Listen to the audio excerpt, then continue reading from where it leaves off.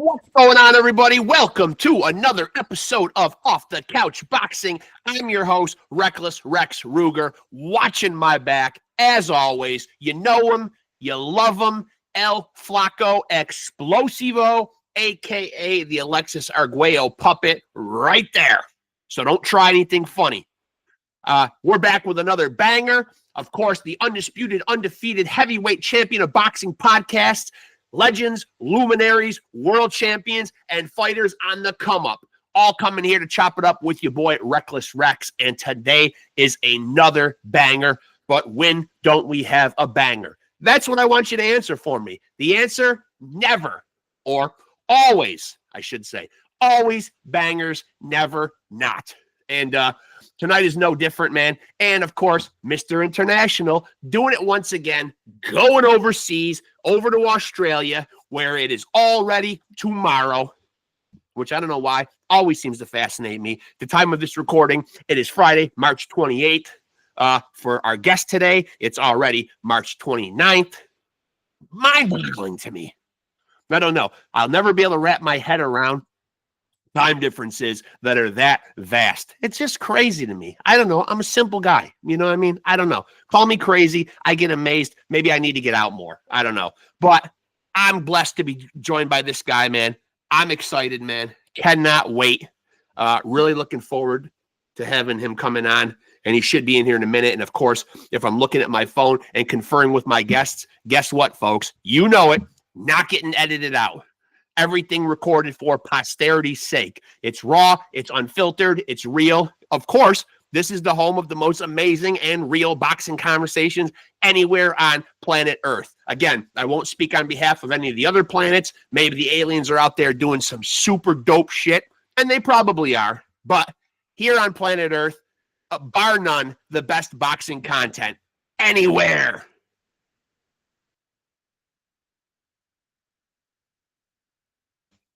And while we're waiting for my guests to get in here, of course, I will go into my obligatory promotional mode, because if you have a podcast, you got to do it, folks, because there's a gazillion of them out there. And you want to set yourself apart, folks. You want to stand out, man. I mean, that's what free market, capitalism, free enterprise, all that stuff is, folks. So I'm going to go into my pitch right here and urge you to like and follow Off the Couch Boxing on Facebook. That, of course, is first. There you'll get updates on new episodes, when they're dropping, who's on them, and any other pertinent boxing news I can throw your way to keep my audience in the loop as far as the boxing world goes. News on upcoming fights, fight results, breakdowns, analysis, predictions, viral videos, weigh-ins, press conferences, any shit that I can throw your way, I will keep you informed. If nothing else, you go to Off the Couch Boxing on Facebook, you will be informed. And, of course, if you're on this channel right now, like, subscribe, smash the notification bell. You know the drill. It's the same with all your favorite YouTube channels. Tap in, stay tapped in. This is where it's all going down, folks. And while I'm waiting for my guest to get in here, I will tell you that, again, as I said, it is Friday, March 28th at the time of this recording. And these episodes are usually up within a day or two. So tomorrow, March 29th, Saturday, huge night for me as a fan. I'll get into more of that later. My guest is here. Rexx, shut up. Let your guest in. That's who the people really want to see. Give the people what they want. And we will get him in here. Hello, sir. How are we? Good? Good. Yeah. Just got to get your camera back on. There you go. Hey, pleasure to meet you. First of all, thank you so much for doing this, man. Likewise, brother. I appreciate it, my man. Sorry, I just finished training, bro. We're just working out. That's all right, man. But I love these on location, man. You got the ring behind you, the ropes, the ambiance is all there. We don't muck around, bro. You know what? I'll tell you one thing. I'm a little bit envious, man, of the nickname Pretty Boy. Just once in my life, I wish someone would call me Pretty Boy. Man, I tried to get rid of that name for a while, but unfortunately it stuck. So we'll just keep rolling with it. You should lean into it. I'll try. But look at me, man. I'm not that pretty anymore. I used to be. I'm 33 now. I used to be gorgeous. Oh, so you're saying that there's a time limit on Pretty Boy as a nickname? I'm saying like 20 to 25. You know, then after that it starts going down here. 38 pro fights, a lot of scars, a lot of stitches. Fair enough. Not so pretty anymore. Fair enough. And by the way, you say 38 pro fights. Congratulations, just coming off of a victory. Thank you, brother. Thank you. Yeah, tough. Like we had a list, and I like taking hard fights. And obviously, it was my first fight with the contract and the new promotional team and Fox Sports and TV. So right. I wanted a hard fight. So I picked a guy that was 20 fights, 19 wins, hasn't lost since 2016. He's coming off 18 straight wins. And tough. He was a former IBO champion, and in his country, he was his own champion. So he was confident. He did a training camp with a great guy in Johnny Boxing in Thailand. So I knew he was going to come ready and strong, but we got the job done. Skills pay the bills. And now you did mention 38 pro fights and correct me if I'm wrong, you're 33 years old.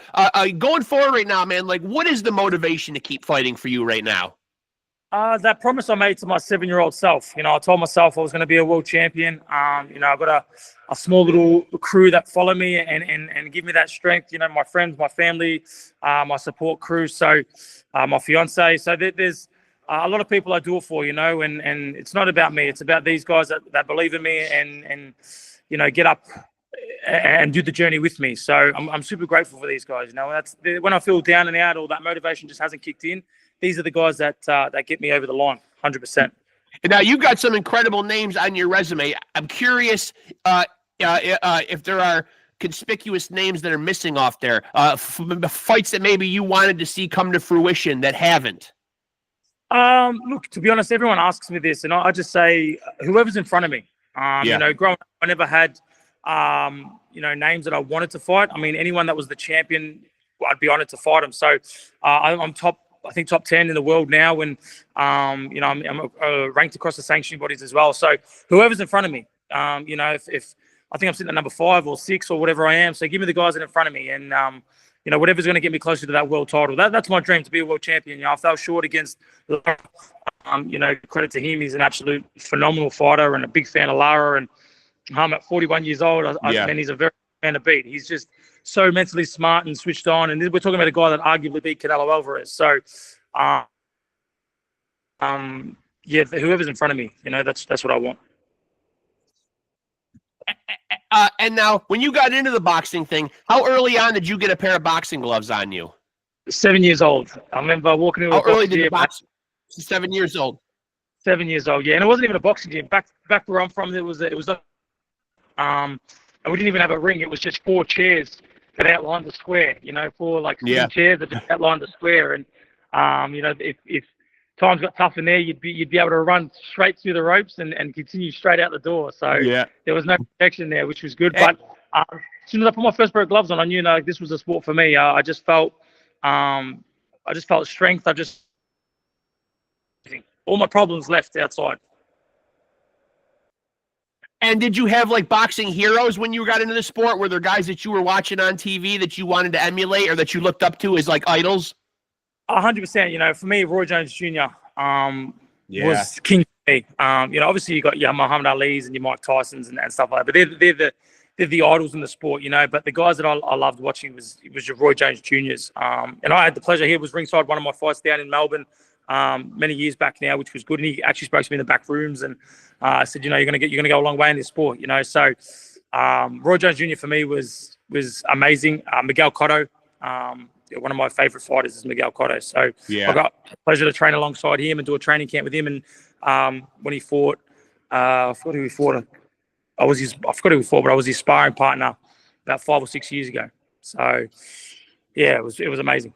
And what about guys right now currently doing it? From a fan standpoint, who are some guys that are doing it right now that's must-see TV for you? When they're fighting, you like to tune in and watch them? I love watching Shakur Stevenson, man. I mean, I love Rolly because we got a good relationship. We're good mates. I used to love watching Nonito Donaire, who's now my trainer. But Shakur Stevenson is just an absolute master at what he does. He's not the most exciting, but as a real boxing fan, I love watching him just because everything he does is just so precise. He's a little sharpshooter. Tank. All the little divisions, to be quite honest. Middleweight divisions. I mean, you got your Yannibecs and your Laras and stuff like that. And they're exciting, but I mean, I feel like the lighter divisions at the moment are the red hot divisions. Your Tanks, even your Garcias and all that. I mean, I know there's a lot of controversy behind him, but your Rollies and Barbosas and all those guys. These guys are running the show, I think, at the moment. And now talk to me a little bit about, you just touched on being trained now by Nonito Donaire, man. Like, what's that like? What kind of stuff is he teaching you? I mean, he's just, I've always been amazed by him. Yeah, he's on another level. I mean, he's like a father figure to me now, and we call him Pops. But I was invited to the WBA convention when I was world #1, and I went over there and I just gelled with him, clicked, and I said, man, what's the chances of you training me? Just he goes, man, I'd love to, man. And we just got along like on a house on fire. We fly him out now, or I'll come to Vegas. And his training's just on another level. A lot of trainers do a lot of pads, a lot of sparring and stuff, but he works on explosive work, explosive power. Yeah. There's been sessions where, it's an hour and a half, 2 hours of just nonstop go grind.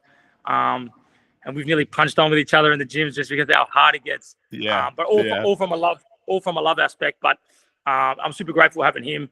He's just so spiritual, the things he does, and he's so mentally strong. And I think having that Filipino background, that mentality, he's a bit like that Pacquiao as well. So super grateful for him.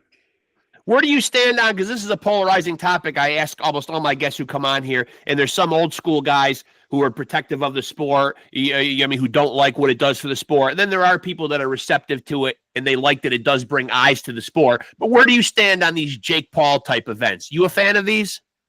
Look, I had the pleasure of meeting Jake Paul a few times over there, and he was a gentleman. Obviously, when you don't meet him, you think, straight away he's not the best, best bloke, whatever. But he does a lot for the sport, especially female boxing, which is great. But in terms of, what I think of it, I mean, look, it does bring eyes on the sport. It sells out crowds, but it also takes a little bit of the mockery out of the sport for us real fighters. Like these guys are getting paid, 30, 40 millions of dollars and not even world ranked, nothing. And, right. They're selling out stadiums, getting pay-per-view TV and huge sponsorship deals where you got guys like us that have, had 38 fights and fought 11 world champions and don't get the money that they're getting, or I know the recognition, So, I mean, look, in that aspect, it's pretty shitty. But in terms of, the revenue it brings to the sport, it's great.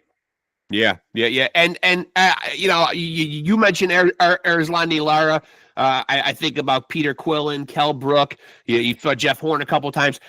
You got so many great names on your resume. But I'm curious to ask you, and you may have been asked this before, is there somebody that you would credit with giving you your toughest fight? I mean, Kell Brook. I mean, I'm a big fan of Kell Brook. Kell Brook was tough because, he was just so skilled. I fought him at 25, and he was still in his peak. I think he was 30, 31 or whatever he was. But I just found that was, the hardest fight skillfully, because I've gone from, my level of fighters or 1 or 2 world champions to then going straight into, 25,000 people on a matchroom card. But look, I gave it to Kell Brook. He came up to me in the back rooms and goes, man, you hurt me a lot of times. And I just mentally started the fight late. I feel like if I started it from round 1, I believe I could have stopped him. I heard him a few times. I think round 7 or round 8, I caught him with some big shots. He was on the rope, and he was saved by the bell in one of the rounds, which was good. But I think skillfully, which made me use. I mean, I've had wars, a lot harder fights. I mean, the Jeff fight, man, between us, we had holes all over our faces. But, I know.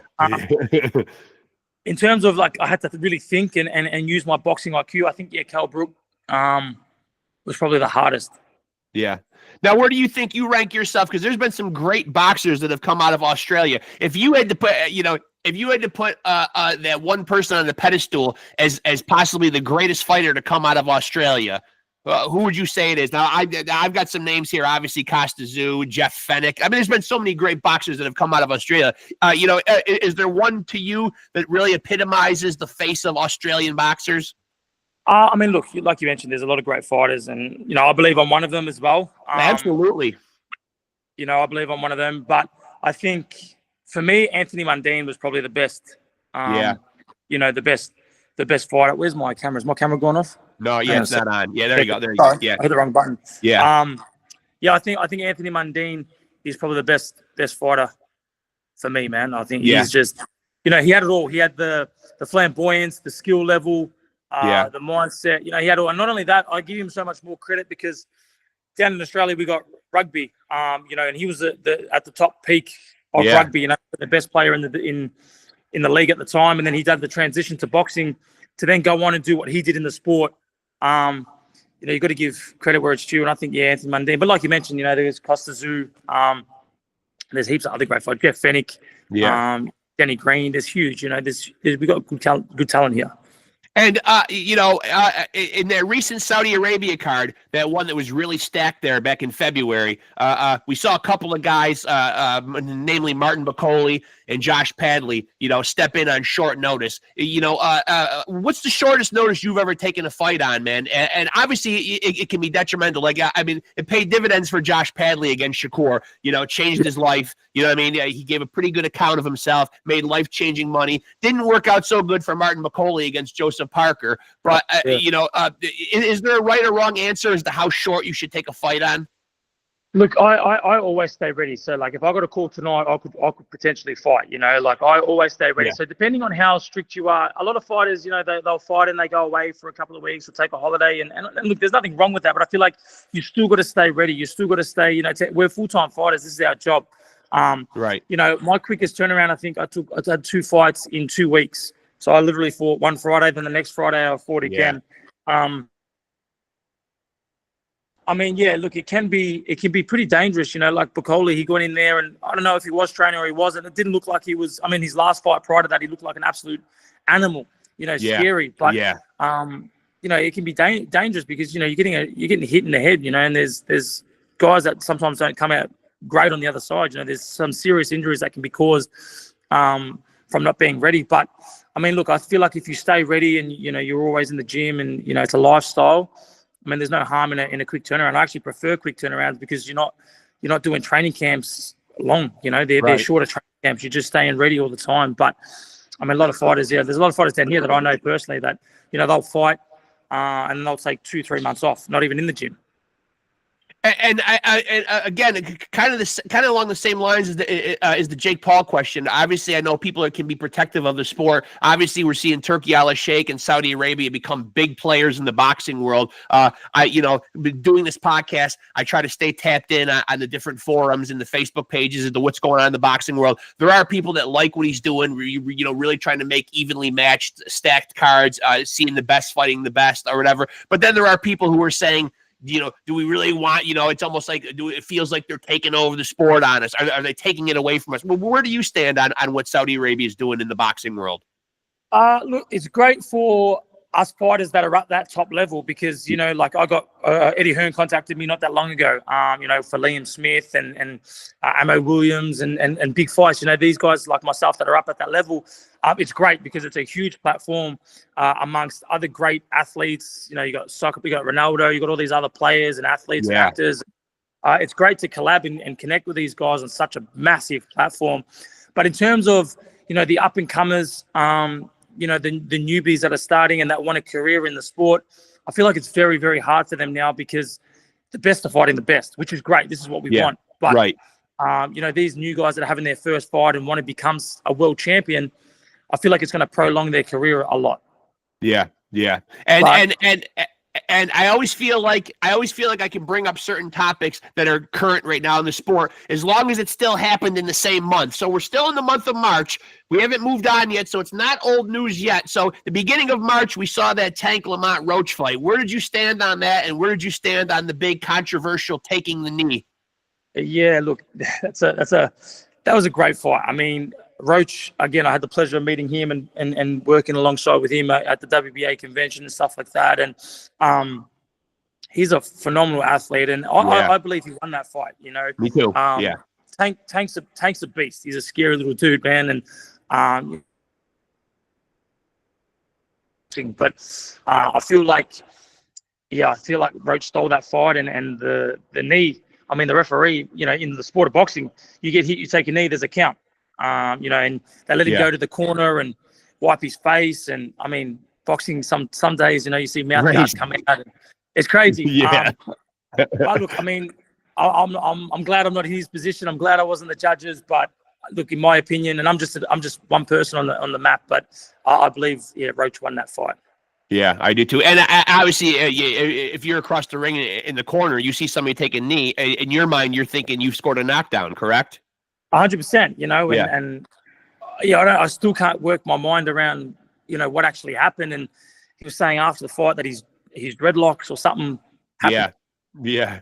Get a little hair grease in the eye. It's beeswax in the eyes. But I mean, it's crazy. Sometimes I shake my head at the sport, but I mean, it's good. Also, just remember, Michael, it's reassuring to know, Michael, the next time there's a little bit of sweat in the eye, man, just call that audible, call that timeout.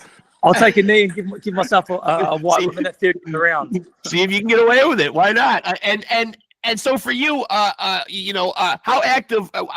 Correct me if I'm wrong, but this was your first fight in 2025, correct? Correct. Yeah, March. I got offered to fight Liam Smith January. Okay. But unfortunately, I wanted that fight. Yeah. It would have been on a Matchroom Eddie Hearn card, but just the weight difference. I'm a pretty small middleweight as is, because I debuted at welter, went up to junior middle, and dominated those divisions in my country, and then I went up to middleweight and obviously beat Horn and Mundine and got the world rankings there, and I'm highly world ranked there, and I haven't lost since Lara. Before and after Lara was my only loss. So do you feel like? So do you feel like at this stage in your career, man, you will stay like a middleweight? You won't explore any other weight classes at this point in your career? I definitely won't go higher. I'm too small for a super middle, but I mean, I definitely can make 69, which is 154 for you guys. But yeah, I'm comfortable. I'm top 10 in the world, number 1 in my country as a middleweight. Like I said, I'm comfortable here. I feel like I'm good. My skills speak for themselves, but I think that's where I lack. I beat these guys overseas on my skill levels.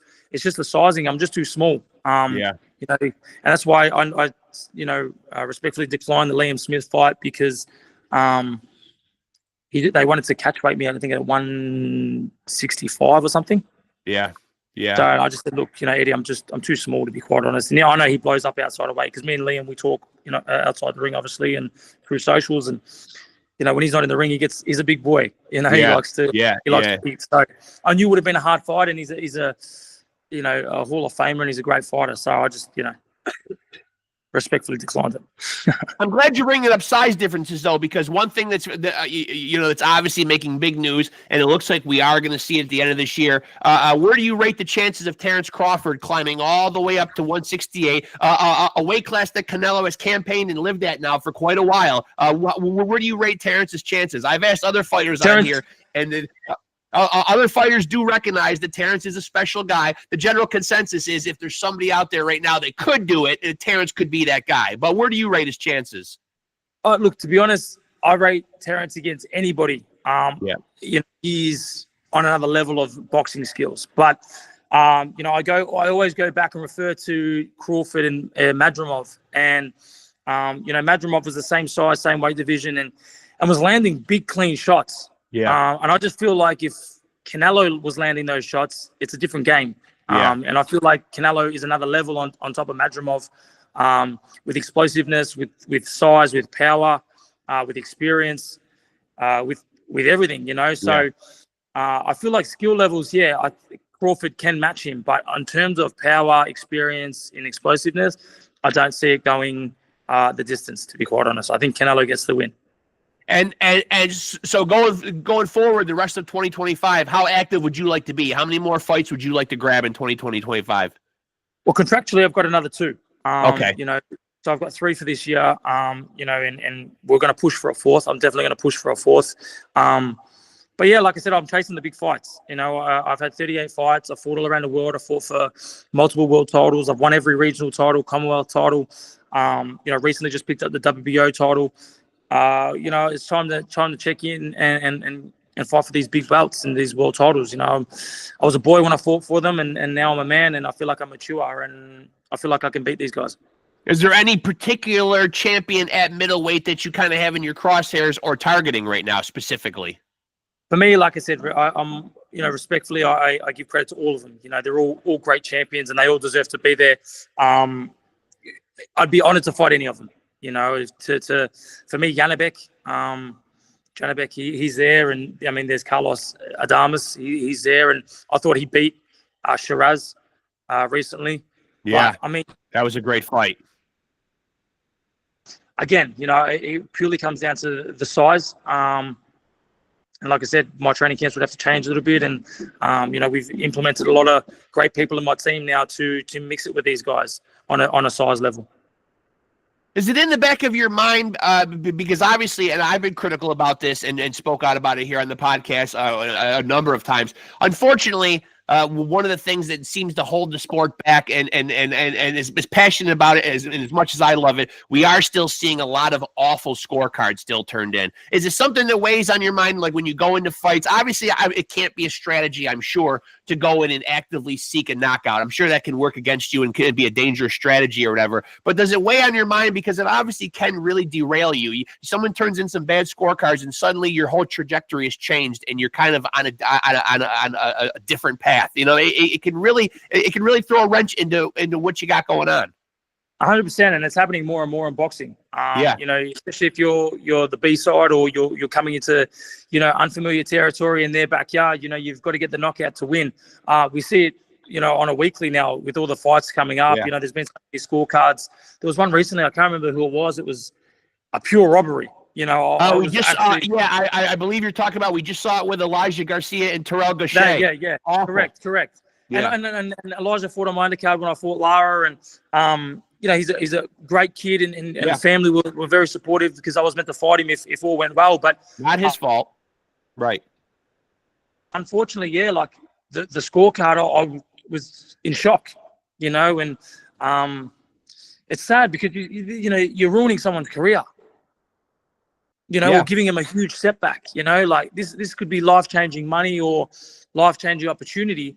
And, on a favoritism, they get given the loss or the L, So, it doesn't play on my mind, but, it's always there that, you got to do something special, to get the decision. And when I fight, I never look for the knockout. And, I've had 21 knockouts out of my 33 wins. But, I just play chess. And when I see it, I take it. But, it's always just sitting there, like we're going there and let's just do something great.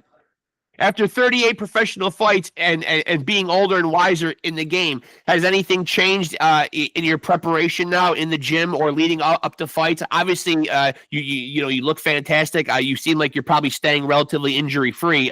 Has anything changed though? As you've gotten wiser in the game? I mean, besides my looks, like you mentioned, I'm grateful you said my look still looks good, but I feel like I've gotten smarter. I'm not gonna not call you pretty boy. That's for sure. I appreciate it, brother. Now, look, I feel like I've gotten wiser, more mature. I'm taking my time in the gym, and I just do a lot of I'm a war horse, man. Everyone that knows me knows I'm super fit, and I'm training 6-7 hours a day. This is my job. I'm every day grinding it out. Like I haven't had a day off. I can't even remember, but I feel like I'm doing things a lot smarter now in terms of outside the gym. I mean, I'm killing myself in the gym. I'm working hard. I'm learning every day. I feel like you can never stop learning, but it's the stuff I'm doing outside, the eating, the ice baths, the recovery, all that kind of stuff. Because when I was young, I'd get a handful of, M&Ms or Skittles and I'd be out the whole day and I'd be fine at 21, Now, obviously, you got to refuel, recover, the ice baths and stuff like that. And, I used to go from session to session. I used to finish sparring and then I'd run home and, do a 6-mile run. And I used to be crazy, but now obviously I'm a lot smarter. I plan my sessions and the recovery and everything's in there. And I feel like I'm a much better fighter now. So I got to take notes on that. So that's what's holding me back. So cut out the M&Ms and cut out the Skittles. Okay. Yeah. I love my look. I'm a big sweet tooth. I love my sweets. Yeah. Everyone. I eat relatively super clean and whatnot, but I'm a big kid when it comes to my sweets and chocolates. I love them. But I feel like every fighter is. I mean, I know Tank for a fact is, and Mayweather and all the great. We love our sweets, and I think that's my weakness. But I could live off that. I could literally have a Snickers in the morning, and I'd do my 10 sessions, and I'd be still going. But obviously when you get older, you got to do a lot of things. And touch wood, I've never been injured. Besides cuts and stuff like that, after a fight, a bit of a sore hand or whatever. But I've never actually, touch wood, had a serious injury. So at 33 years old, I feel like I'm doing everything right. These young guys in Australia still can't beat me. I'm mixing it with the best in the world, beating some of the best in the world. So, yeah, man, like I said, it's everything's going well.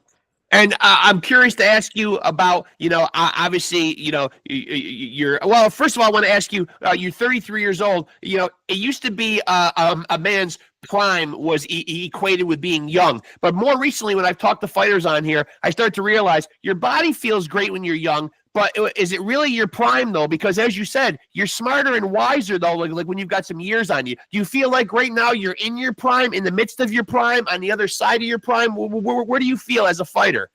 100%. I feel like when you're in your 20s, you're young and dumb. You just want to do everything. I'll fight. I'll do this, and yeah, you got that youth, but I feel like smarts beat youth. 32 to 36, I feel like it's the new boxing. I feel like that's where you take your time. Got 12 rounds. You're using the head. You're catching. You're slipping. You're really fighting like a Canelo Alvarez. You're really fighting like these guys. When you're young, and I feel like your ego is to yourself. Your ego is more important than your skills. So you come in sometimes with your chin in the air, and you want to fight rather than think. So I think now, 32, 36 is a new prime. I could be wrong, but I'm 33. I feel great. I've just smashed out a 2.5 hour session. I feel like I could go again. I'm buzzing. And now, do you feel like you'll always have like a foot in boxing? Like obviously you just brought up feeling in your prime. You still got a lot of boxing left. But have you thought about what life looks like when you're done competing in the ring? Do you feel like you'll be in some way always associated with boxing, i.e., whether it's promoting or training? Have you thought about what life after boxing looks like? Yeah, look, I've opened up a gym. I'm kicking back in my gym now. So I've got a gym running at the moment. I've got a few young fighters. I've got actually a young prospect in 2 weeks. He's Christian Petrovsky. So he's a good young kid, up and comer, and he's super dedicated. He doesn't listen. He's actually sitting next to me at the moment, but he doesn't listen 100%. But he's super dedicated, and he gives it his all. So you can't knock that, and you got to give them the opportunity to prove themselves. He's still young. He's only 22 years old. So I believe if he listens and does everything that he's doing, I believe he can go all the way. He just has sometimes a little bit of troubles, relaying what I say or listening. But like I said, he fights in 2 weeks. We get the win, and we'll see. Everyone, you never know when the next, Terence Crawford or Marcus ZERAFA is going to walk into the gym. Right. So it sounds like that question that I asked about prime was something that he needed to hear. This is maybe a good question that I asked, Ted. 100%. He's actually sitting next to me right now. Look at him. He's there. He's a good kid. Like I said, he's 6'2", as a middleweight. He uses his range, long arms. The only thing we've got to get is just he's listening. But again, he's new to the sport. He's only been in the sport for 8 months, and I'm already turning him pro. He's had not even amateur. Went hard for 8 months. He trains twice a day, 6 days a week, and he's sparring me, So I think, he'll go a long way, unless he wakes up one morning and says, boxing's not for him, which can happen because you can't play this sport. I tell everybody, boxing's the hardest sport in the world, and you got to have it. You can't work for this. You've got to just be born with it, I feel, and it might come at 15, 20, 25, 10, 7 for myself, but I feel like you got to be born for this. You can't just be, you can become a carpenter or you can become a chef. You can't become a boxer. It's got to be in you, I feel. And I could be wrong, but I feel like that's boxing. So was there ever a time in your career like where you felt like you were getting a little jaded or maybe discouraged and didn't want to stay the course?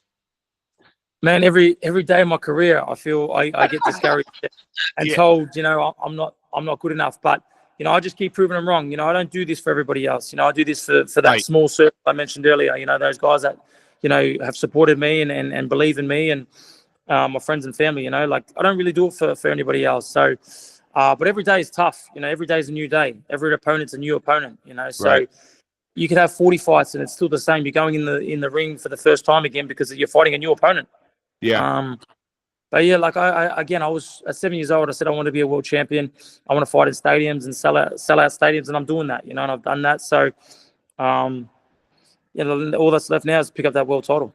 And so, do you have a projected month when you feel like you'll be fighting again this year? I think July. We're in talks with TV productions and stuff like that and promoters, and I think July for a mandatory position.